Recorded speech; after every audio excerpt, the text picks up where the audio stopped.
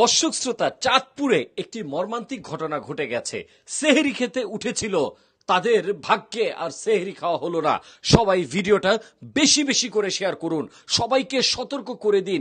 মনে রাখবেন, একটি দুর্ঘটনা সারা জীবনের কান্না।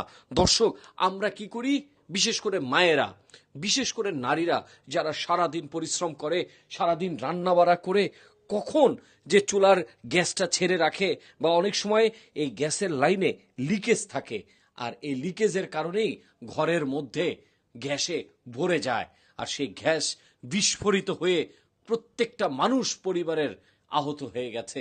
কারো 20%, কারো 15% এইভাবে দগ্ধ হয়ে গেছে। দর্শক, চাঁদপুরে এমন একটি ঘটনা ঘটে গেছে। সেহরির সময় উঠেছিল, পরিবারের সবাই একত্রে খাওয়া দাওয়া করবে, সেহরি খাবে, সারাদিন রোজা রাখবে, তাদের আর ভাগ্যে হলো না। আপনারা সবাই ভিডিওটা বেশি বেশি করে শেয়ার করবেন, যাতে করে এইভাবে কোনো মানুষের সাথে যেন এমনটা না হয়। একটু সতর্ক রাখবেন।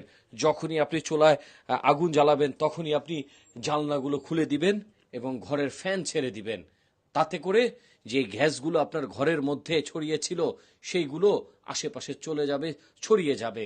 এতে হবে আপনার দুর্ঘটনা থেকে আপনি বেঁচে যেতে পারেন। একটু সতর্ক থাকবেন প্লিজ। মা বোনেরা সবাই ভিডিওটা শেয়ার করবেন। আসসালামু আলাইকুম।